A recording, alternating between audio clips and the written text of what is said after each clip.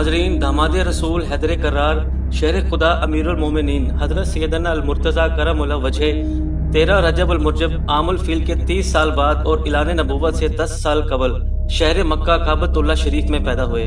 हजरत अली की वालदा माहिदा हजरत फातिमा बिनते असद रजी अल्लाह ताला अन्हा खाना काबा में तवाफ कर रही थी।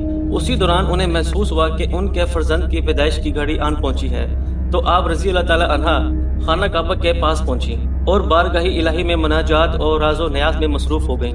हजरत फातिमा बिनते असद रजी अल्लाह ताला अन्हा यूं अर्ज करने लगी, ऐ परवरदिगार, मैं तुझ पर और तेरे भेजे हुए तमाम अंबिया और किताब पर ईमान रखती हूँ और इसी घर की तामीर के मतवाली अपने जद्दे अमजद हजरत इब्राहीम अलैहिस्सलाम के कलाम की तस्दीक करती हूँ।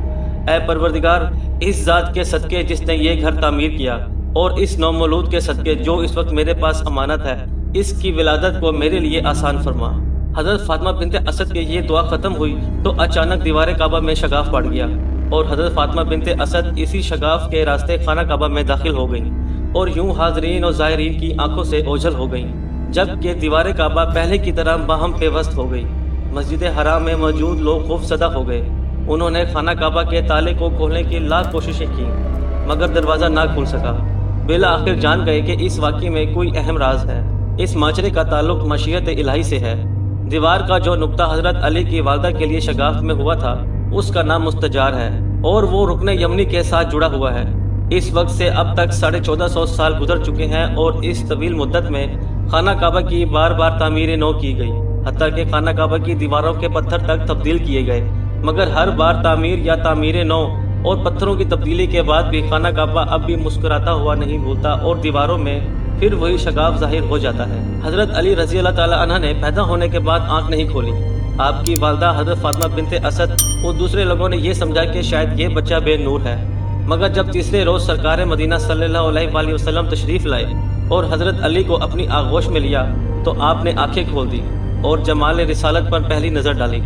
हजूर पाक सल्लल्लाहु अलैहि वसल्लम ने हजरत अली रजी अल्लाह ताला अन्हा को गले लगा लिया और ये कहा कि ए अली, जब तुम मेरे हो तो मैं भी तुम्हारा हूँ। फिर हजूर पाक सल्लल्लाहु अलैहि वसल्लम ने अपना लाबे दैन हजरत अली रज़ी अल्लाह ताला अन्हा के मुंह में दिया और आप रज़ी अल्लाह ताला अन्हा से राब हुए। हजूर पाक सल्लल्लाहु अलैहि वसल्लम ने आपका नाम अली तजवीज़ किया। हजरत अली रज़ी अल्लाह ताला का नाम अली, कुनियत अबुल हसन और अबू तराब, लकब हैदर करार और शेर खुदा था। आप रज़ी अल्लाह ताला अन्हा का लकब हैदर आपकी वालदा माजिदा हजरत बिनते असद रज़ी अल्लाह ताला अन्हा ने रखा, जिसका मतलब है शेर। इसके साथ ही हजरत अली रज़ी अल्लाह ताला अन्हा का रकब करार नबी पाक सल्लल्लाहु अलैहि वसल्लम ने खुद रखा। करार के मायने हैं बार बार हमला करने वाला, क्योंकि हजरत अली दुश्मन पर बार बार हमला करते थे। हजरत अली की जुरत व बहादुरी और कुव्वत व शुजात की वजह से आपको असदुल्लाह यानी शेर खुदा के लकब से भी याद किया जाता है। नाजरीन, यमन में एक इबादत गुजार शख्स रहता था जिसका नाम मिशम बिन वहीद था। ये शख्स अपनी इबादत और रियाजत की बदौलत यमन में मशहूर था और इसकी उम्र 190 साल के करीब थी। ये शख्स अक्सर दुआ किया करता था कि ए अल्लाह, अपने हरम से किसी नेक शख्स को भेज ताकि मैं इसकी जियारत कर सकूं। मिशम बिन वहीद की दुआ कबूल हुई और जनाब अबू तालिब तिजारत की गर्ज से यमन पहुंचे। हजरत अबू तालिब की मुलाकात उस शख्स से हुई और आपके साथ इंतहाई इज्जत और एहतराम से पेश आया। उसने पूछा, आप कहाँ से आए हैं? जनाब अबू तालिब ने कहा, मैं मक्का मुकर्रमा से आया हूँ। उसने फिर पूछा कि आपका ताल्लुक किस कबीले से है? हजरत अबू तालिब ने कहा कि मैं बनु हाशिम से ताल्लुक रखता हूँ। उसने हजरत अबू तालिब की बात सुनी तो आपके हाथ चूम लिए और कहने लगा, अल्लाह रब्बुल इज़्ज़त ने आज मेरी दुआ कबूल फरमा ली और मुझे अपने हरम के खादिम से मिला दिया। फिर उसने आपका नाम दरियाफ्त किया तो आपने कहा, मेरा नाम अबू तालिब है और मेरे वालिद माजिद अब्दुल मुत्तलिब हैं। मिशम बिन वहीद ने जब अब्दुल मुत्तलिब का नाम सुना और कहने लगा, मैंने आसमानी किताब में पढ़ा है कि अब्दुल मुत्तलिब के दो पोते होंगे, जिनमें से एक नबी होगा और दूसरा वली होगा। जो नबी होगा उसके बाप का नाम अब्दुल्ला होगा और जो वली होगा उसके बाप का नाम अबू तालिब होगा। जब वो नबी 30 साल का होगा उस वक्त ये वली पैदा होगा। फिर उसने जनाब अबू तालिब से पूछा कि वो नबी क्या पैदा हो चुके हैं या नहीं? हजरत अबू तालिब ने कहा, इसका इल्म तो मुझे नहीं, अलबत्ता मेरे भाई अब्दुल्ला का एक बेटा है जिसका नाम मोहम्मद है। इस वक्त इसकी उम्र 29 साल है। मिशम बिन वहीद ने कहा, जब आप वापस लौट जाएं तो उन्हें मेरा सलाम कहिएगा और उन्हें कहना कि मैं आपको दोस्त रखता हूँ। फिर जब वो नबी इस ज़ाहिरी दुनिया से पर्दा फरमा जाएंगे तो आपके बेटे की वलायत जाहिर हो जाएगी। हजरत अबू तालिब ने कहा, मैं तुम्हारी बात पर कैसे यकीन कर लूँ? उसने कहा कि आप क्या चाहते हैं? جس سے میری بات کی سچائی پتہ چلے۔ حضرت ابو طالب نے خشک درخت کی طرف اشارہ کیا اور کہا کہ مجھے اس درخت سے تازہ انار چاہیے۔ اس نے دعا کی کہ اے اللہ، میں نے تیرے نبی اور ولی کی صفات بیان کی ہیں، صدقے میں مجھے تازہ انار عطا فرما دے۔ پھر دیکھتے ہی دیکھتے وہ درخت ہرا بھرا ہو گیا اور جناب ابو طالب نے اس درخت سے انار کھا لیے۔ حضرت مجاہد رضی اللہ تعالی عنہ سے مروی ہے، وہ فرماتے ہیں کہ قریش کو سخت قحط کا سامنا کرنا پڑا۔ حضور پاک صلی اللہ علیہ وسلم نے اس موقع پر اپنے چچا حضرت سیدنا عباس رضی اللہ تعالی عنہ، جو کہ بنو ہاشم میں سے سب سے زیادہ خوشحال تھے، ان کو خط لکھا اور کہا کہ آپ کے بھائی ابو طالب کثیر العیال ہیں اور قحط کی وجہ سے قریش کے جو صورتحال ہے وہ آپ پر واضح ہے، ہم ان کا بوجھ کم کر سکتے ہیں۔ آپ جناب ابو طالب کے ایک بیٹے کو اپنی پرورش میں لے لیں اور ایک بیٹے کو میں اپنی پرورش میں لے لیتا ہوں۔ حضرت عباس رضی اللہ تعالی عنہ نے حضور پاک صلی اللہ علیہ وسلم کے مشورے کو مان لیا اور پھر دونوں حضرات مل کر جناب ابو طالب کے پاس گئے۔ جناب ابو طالب نے کہا کہ عقیل کو تم میرے پاس رہنے دو۔ حضور پاک صلی اللہ علیہ وسلم نے حضرت علی کا ہاتھ تھام لیا اور سیدنا عباس نے حضرت جعفر طیار کا ہاتھ تھام لیا۔ اس طرح حضور پاک صلی اللہ علیہ وسلم نے حضرت سید المرتضیٰ رضی اللہ تعالی عنہ کی کفالت کی ذمہ داری اٹھا لی اور حضرت سیدنا عباس نے حضرت جعفر طیار کی۔ پھر جب نبی کریم صلی اللہ علیہ وسلم نے نبوت کا اعلان کیا تو حضرت سیدنا علی المرتضیٰ رضی اللہ تعالی عنہ حضور علیہ السلام کے ہمراہ تھے اور آپ پر ایمان لائے۔ دوسری طرف حضرت جعفر طیار رضی اللہ تعالی عنہ نے حضرت سیدنا عباس سے پہلے اسلام قبول کیا۔ حضرت عباس رضی اللہ تعالی عنہ اس وقت تک چونکہ مسلمان نہیں ہوئے تھے، اس لیے حضرت جعفر طیار نے ان سے اس رشتے کو منقطع کیے رکھا۔ ناظرین، سیدنا علی المرتضیٰ نے حضور پاک صلی اللہ علیہ وسلم کی بعثت کے اگلے دن اسلام قبول کر لیا۔ حضرت علی نے اپنے قبول اسلام کے متعلق فرمایا کہ حضور پاک صلی اللہ علیہ وسلم 2 شنبہ کو مبعوث ہوئے اور میں نے 3 شنبہ کو اسلام قبول کر لیا۔ حضرت سیدنا علی المرتضیٰ رضی اللہ تعالی عنہ کی عمر مبارک ابھی 10 سال کی تھی۔ حضور پاک صلی اللہ علیہ وسلم پر پہلی وحی نازل ہوئی۔ آپ رضی اللہ تعالیٰ عنہ اس وقت نبی پاک صلی اللہ علیہ وسلم کے زیر سایہ پرورش پا رہے تھے۔ حضرت علی رضی اللہ تعالیٰ عنہ نے ایک دن نبی پاک صلی اللہ علیہ وسلم اور ام المومنین حضرت خدیجہ رضی اللہ تعالیٰ عنہ کو عبادت میں مصروف دیکھا تو حیرانگی کا اظہار کرتے ہوئے حضور پاک سے دریافت کیا کہ یہ کیا ہے؟ تاجدار کائنات امام الانبیاء نے فرمایا، ہم اللہ واحد اور لا شریک کی عبادت کرتے ہیں اور اللہ رب العزت نے مجھے نبی بنا کر مبعوث فرمایا ہے۔ اللہ تبارک و تعالیٰ نے مجھے کفر و شرک کی مذمت کرنے اور توحید کی دعوت دینے کا حکم دیا ہے۔ حضرت علی رضی اللہ تعالیٰ عنہ نے حضور پاک کی بات سنی تو حیرانگی کا اظہار کیا۔ حضور پاک صلی اللہ علیہ وسلم نے آپ کو اسلام کی دعوت دی۔ آپ نے عرض کیا کہ میں اس بارے میں اپنے والد سے مشورہ کرنا چاہتا ہوں اور مجھے فیصلہ کرنے میں مشکل آ رہی ہے۔ سرکار دو عالم صلی اللہ علیہ وسلم نے فرمایا، اے علی، تمہیں پورا حق ہے کہ تم غور کرو، لیکن اس بات کا ذکر ابھی تم کسی اور سے نہ کرنا۔ حضرت علی نے وعدہ کیا کہ میں اس بات کا ذکر کسی اور سے نہیں کروں گا۔ پھر جب حضرت علی رضی اللہ تعالی عنہ اس رات سونے کے لیے لیٹے تو اللہ رب العزت نے آپ کے قلب کو روشن کر دیا اور آپ رضی اللہ تعالی عنہ اپنے والد سے مشورہ کیے بغیر ہی حضور پاک صلی اللہ علیہ وسلم کی خدمت میں حاضر ہو کر اسلام قبول کر لیا۔ حضرت علی رضی اللہ تعالی عنہ نے 9 یا 10 سال کی عمر میں اسلام قبول کیا۔ آپ نے بچپن میں کبھی بت پرستی نہیں کی۔ ناظرین، روایت میں آتا ہے کہ مرد میں سے سب سے پہلے حضرت ابو بکر صدیق نے اسلام قبول کیا، جبکہ عورتوں میں سب سے پہلے ام المومنین سیدہ خدیجہ نے اسلام قبول کیا۔ بچوں میں سب سے پہلے حضرت علی نے اسلام قبول کیا اور غلاموں میں سب سے پہلے حضرت زید بن حارثہ نے۔ ناظرین، حضور پاک صلی اللہ علیہ وسلم نے اپنی بعثت کے 3 سال تک خفیہ تبلیغ کی اور اس دوران کئی لوگ مسلمان ہوئے۔ نبوت کے 4تھے سال اللہ رب العزت نے حضور پاک صلی اللہ علیہ وسلم کو حکم دیا، اب آپ اعلان تبلیغ کریں اور سب سے پہلے اپنے نزدیکی رشتہ داروں کو اسلام کی دعوت دیں۔ حضور صلی اللہ علیہ وسلم نے اعلانیہ دعوت دیتے ہوئے قریش کو کوہ صفا سے پکارا، اے میری قوم، اگر میں تم سے کہوں کہ اس پہاڑ کے پیچھے دشمن کا ایک لشکر موجود ہے اور تم پر حملہ کرنے کو تیار ہے تو کیا تم میری بات کا یقین کر لو گے؟ سب نے کہا ہاں، ہم یقین کر لیں گے، کیونکہ ہم نے تمہیں سچا اور امانت دار پایا ہے۔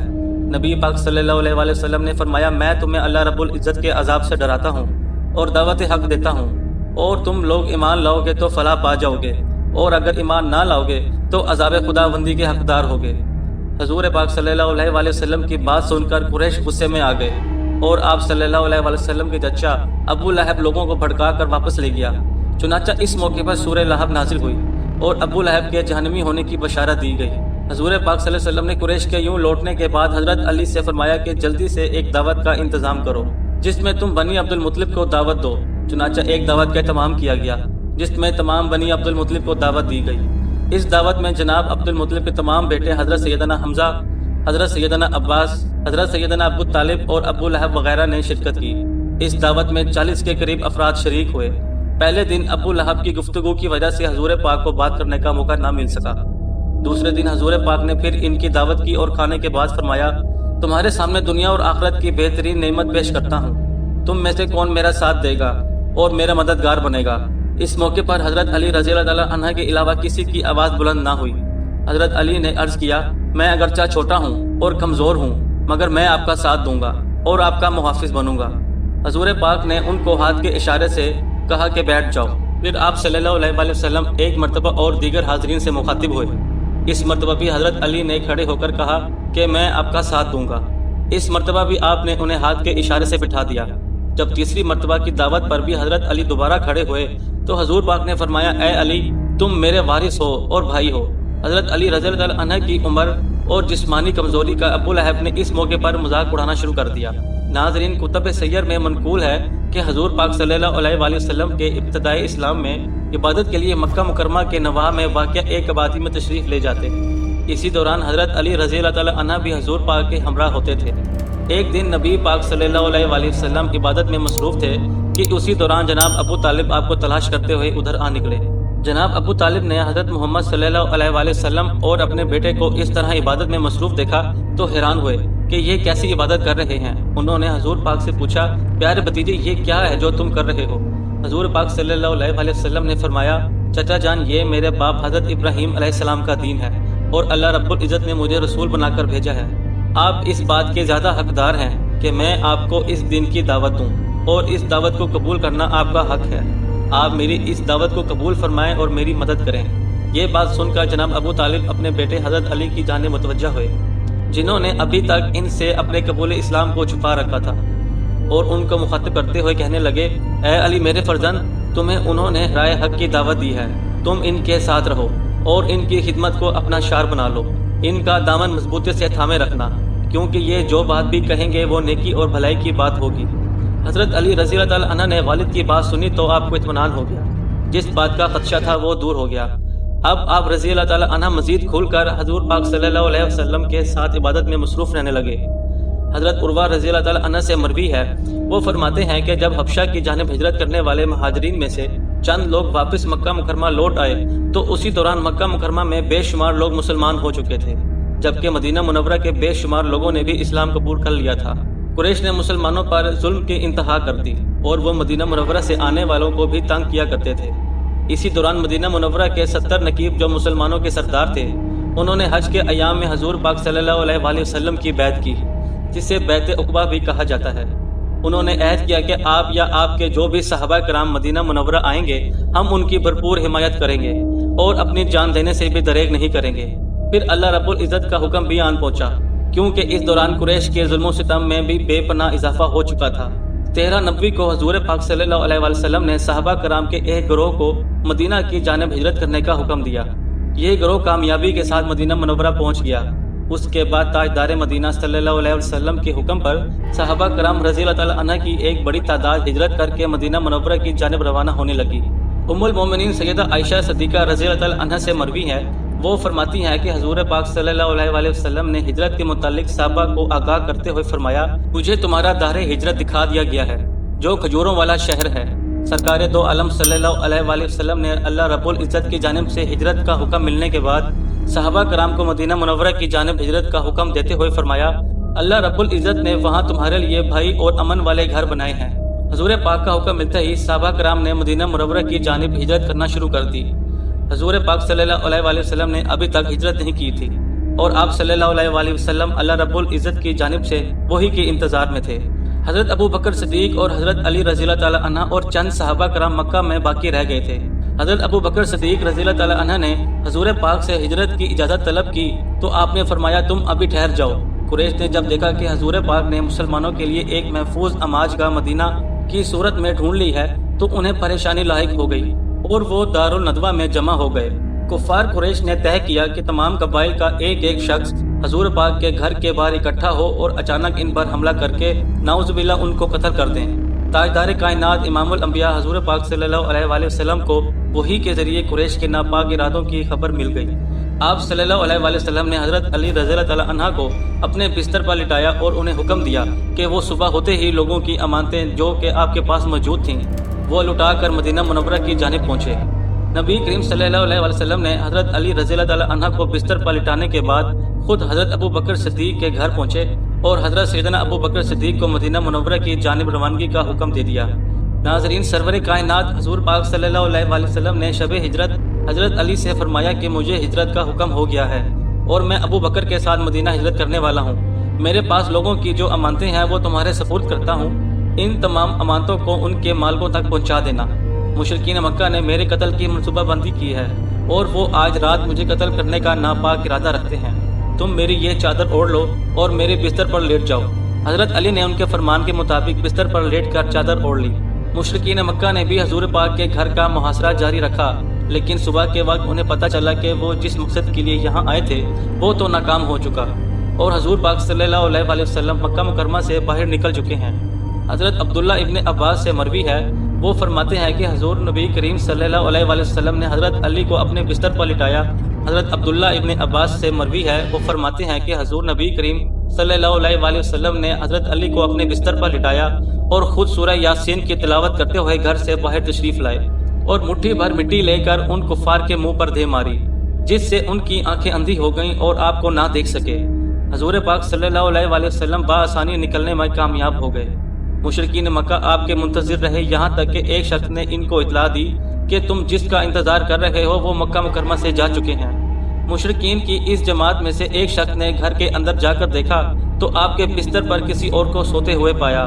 جب انہوں نے اندر داخل ہو کر سوئے ہوئے کے اوپر سے چادر اتاری تو حضرت علی رضی اللہ عنہ کو دیکھ کر پریشان ہو گئے۔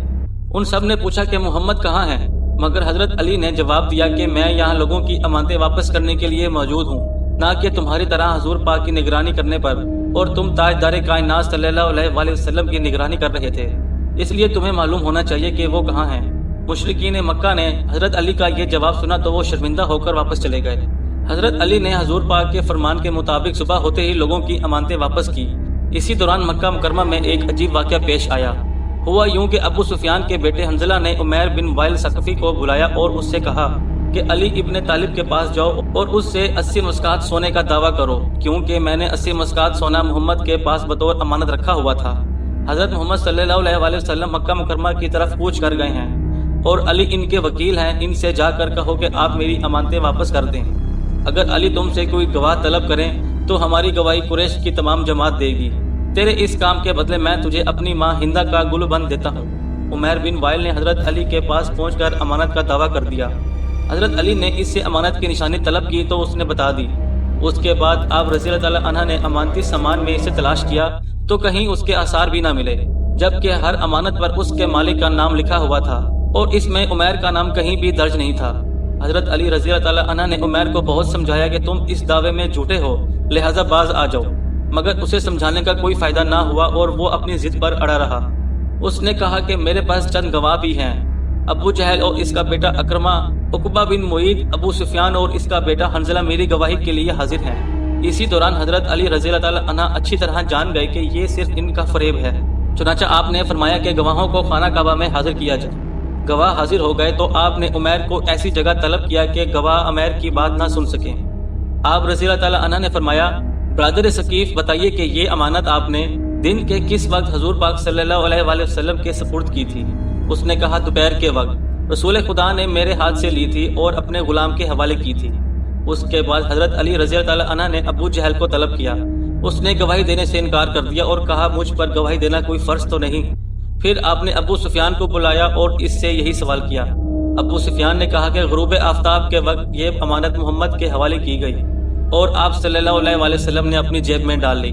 اس کے بعد حضرت علی نے حنظلہ کو بلایا تو اس نے گواہی میں کہا، عین دوپہر کے وقت محمد کے پاس یہ امانت میں نے ہاتھ میں دی، یہاں تک کہ عمیر واپس آ گیا۔ پھر حضرت علی نے عقبہ کو بلایا اور اس سے سوال کیا۔ عقبہ نے جواب میں کہا، محمد صلی اللہ علیہ وآلہ وسلم نے یہ امانت عصر کے وقت لی اور فوراً اسے اپنے گھر بھیج دیا۔ پھر ابو جہل کے بیٹے اکرمہ کو بلایا اور اس سے یہی سوال کیا۔ اس نے جواب میں کہا کہ محمد نے یہ امانت طلوع آفتاب کے وقت لی تھی اور اس امانت کو فاطمہ بنت اسد کے گھر روانہ فرما دیا تھا۔ جب عمیر نے مختلف اور شہادتیں سنی تو اس کا رنگ اڑ گیا اور وہ جان گیا اس حرکت سے اس کی رسوائی ہوئی ہے اور اسے مزید ذلت کا سامنا کرنا پڑے گا۔ چنانچہ اس کا رنگ زرد ہو گیا اور چہرے پر ہوائیاں اڑ گئیں۔ حضرت علی نے فرمایا، اے عمیر، تیرا رنگ کیوں زرد ہو گیا ہے اور تجھ میں کیوں تبدیلی آ رہی ہے؟ عمیر نے کہا، علی، میں نے جو وعدہ کیا تھا وہ دراصل کسی کا فریب تھا۔ اب میں اصل بات بتاتا ہوں، میں رسوا نہیں ہونا چاہتا۔ مجھے اس محترم بیت اللہ شریف کی قسم، میرے پاس کوئی امانت نہیں تھی۔ اصل میں حنظلہ بن ابی سفیان نے مجھے لالچ دیا اور ابو سفیان نے مجھے اس کے بدلے میں دینار اور ہندہ کا گلو بند، جس پر اس کا نام ہندہ نقش تھا، بطور رشوت دیے۔ میں انہیں واپس کرتا ہوں۔ یہ سن کر قریش کے سر خجالت سے جھک گئے۔ اس وقت حضرت علی نے فرمایا، وہ تلوار لائی جائے جو گوشہ خانہ میں موجود ہے۔ چنانچہ آپ نے وہ تلوار لی اور ابو سفیان کے سامنے رکھی اور فرمایا، اس تلوار کو پہچانتے ہو؟ ابو سفیان اس کے ساتھیوں نے کہا، ہاں، یہ تلوار حنظلہ کی ہے، یہ وہ تلوار ہے جو چوری ہو چکی ہے۔ حضرت علی نے فرمایا کہ ہاں، یہ تلوار حنظلہ کی ہے، لیکن اسے کسی نے چرایا نہیں ہے، ہو سکتا ہے کہ اس میں بھی تمہارا کوئی مکر ہو۔ حضرت علی نے ابو سفیان سے پوچھا کہ اگر تو سچ کہتا ہے تو بتا، تیرا غلام محلہ اسود کہاں ہے؟ ابو سفیان نے کہا، کسی کام کے لیے طائف گیا ہے۔ حضرت علی نے فرمایا، تجھ پر افسوس ہے، اس کے بعد کیا تو نے اسے دیکھا ہے؟ اگر تو سچا ہے تو اسے حاضر کر۔ یہ سن کر ابو سفیان خاموش اور پریشان ہو گیا۔ اس کے بعد حضرت علی نے ان سرداران قریش کے 10 غلاموں کو حکم دیا کہ ابو سفیان کے پاس جائیں اور زمین کے فلاں ٹکڑے پر گڑھا کھودیں، وہاں محلہ اسود کی لاش ہے، اسے نکال لائیں۔ لوگ اکٹھے ہوئے اور اس قتل کا سبب دریافت کرنے لگے۔ حضرت علی نے فرمایا، حنظلہ اور ابو سفیان نے اسے رشوت دی تھی اور اس سے کہا تھا کہ اگر تو علی کو قتل کر دے گا تو ہم تجھے آزاد کر دیں گے۔ وہ اس پر آمادہ ہو گیا۔ ابو سفیان کے بیٹے حنظلہ نے اس کو تلوار دی اور وہ اندھیرے میں چھپ کر بیٹھ گیا تاکہ مجھے قتل کر سکے۔ میں جب اس کے قریب گیا تو وہ کھڑا ہوا تاکہ تلوار سے میرے سر پر وار کر سکے۔ اس سے تلوار میں نے کھینچ لی اور ایک ضرب سے اسے قتل کر دیا۔ یوں اس کے مکر و فریب کا کوئی نتیجہ برآمد نہ ہو سکا۔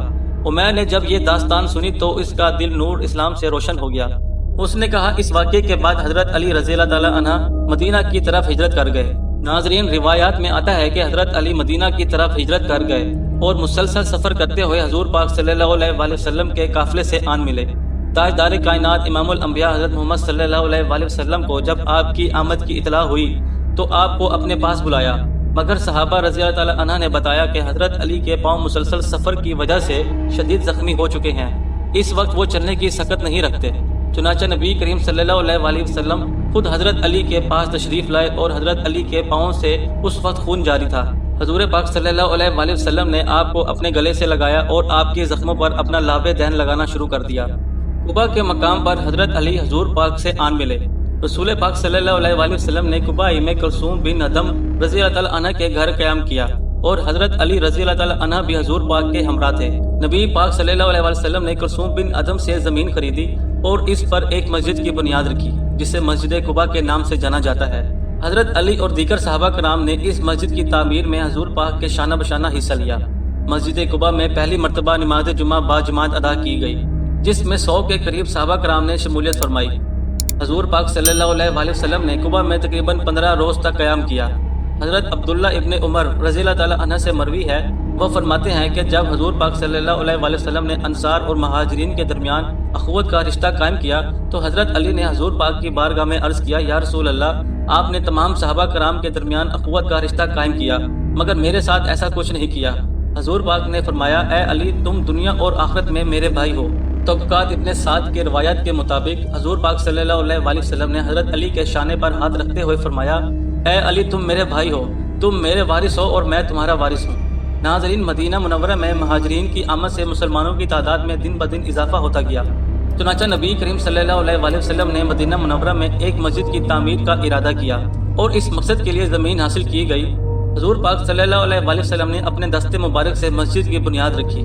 مسجد کی تعمیر کے دوران مہاجر اور انصار صحابہ کرام سب اینٹیں اور پتھر لاتے تھے اور حضور پاک صلی اللہ علیہ وآلہ وسلم اینٹیں اٹھانے میں صحابہ کرام کے ساتھ شانہ بشانہ کام کرتے۔ حضرت علی رضی اللہ تعالی عنہ گرم جوشی کے ساتھ مسجد کی تعمیر میں حصہ لے رہے تھے اور اینٹیں اٹھاتے وقت رزق پڑھتے، جو مسجد تعمیر کرتا ہے کھڑے ہو کر اور بیٹھ کر اس مشقت کو برداشت کرتا ہے اور جو گرد و غبار کے باعث اس کام سے جی چھڑاتا ہے، وہ برابر نہیں ہو سکتے۔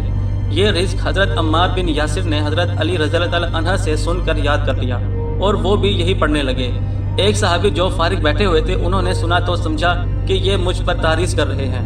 اس صحابی نے ان سے کہا چپ رہو ورنہ میں لاٹھی تمہیں دے ماروں گا۔ حضور پاک صلی اللہ علیہ وآلہ وسلم نے فرمایا عمار بن یاسر میری آنکھیں ہیں، کوئی شخص اسے نہیں مار سکتا۔ حضرت علی رضی اللہ تعالی عنہ جرأت، دلیری اور بہادری کی ایک عظیم مثال تھے۔ آپ نے حضور سرور کائنات کے شانہ بشانہ تمام غزوات میں شرکت فرمائی اور بہادری اور جرأت کا بے شمار کارنامے سر انجام دیے۔ حضرت علی رضی اللہ تعالی عنہ کی کنیت ابو تراب کے متعلق روایت منقول ہے کہ غزوہ عشرہ کے دوران جب لشکر اسلام کا گزر ایک صحرا سے ہوا تو آپ صلی اللہ علیہ وسلم نے صحابہ کرام کو آرام کے لیے ایک نخلستان میں قیام کرنے کا حکم دیا۔ حضرت علی رضی اللہ تعالی عنہ کھجور کے ایک درخت کے نیچے لیٹ گئے اور صحرائی مٹی آپ کے جسم مبارک کو لگ گئی۔ اسی دوران حضور پاک تشریف لائے اور انہوں نے جب آپ کے جسم مبارک پر مٹی دیکھی تو پکارا اے ابو تراب اٹھو۔ آپ رضی اللہ تعالی عنہ صلی اللہ علیہ وآلہ وسلم کی آواز سن کر فوراً اٹھ کھڑے ہوئے۔ حضور پاک صلی اللہ علیہ وآلہ وسلم نے فرمایا اے ابو تراب کیا میں تمہیں سب سے زیادہ بدبخت شخص کے بارے میں بتاؤں؟ حضرت علی نے عرض کیا یا رسول اللہ ضرور بتائیں۔ حضور پاک نے ارشاد فرمایا اور وہ شخص جو تیری داڑھی اور چہرے کو خون سے آلودہ کرے گا۔ چنانچہ اس دن کے بعد حضرت علی کی کنیت ابو تراب مشہور ہو گئی۔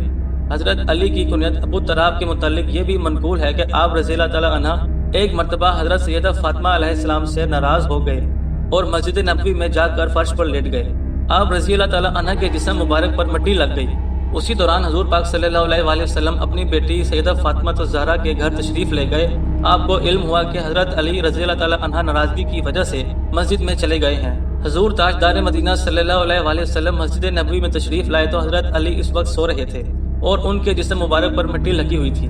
حضور پاک نے حضرت علی کو پکارا اے ابو تراب اٹھ جا۔ حضرت علی نے جب حضور پاک کی آواز سنی تو فوراً اٹھ کھڑے ہوئے۔ اس دن سے آپ کی کنیت ابو تراب مشہور ہو گئی۔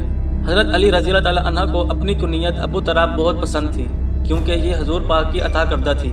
ناظرین اسی امید کے ساتھ اجازت دیجیے کہ آپ کو ہماری ویڈیو پسند آئی ہوگی۔ ملتے ہیں جلد ایک نئی تاریخی اور تحقیقی اور معلوماتی ویڈیو کے ساتھ۔ اللہ رب العزت آپ کا حامی و ناصر ہو۔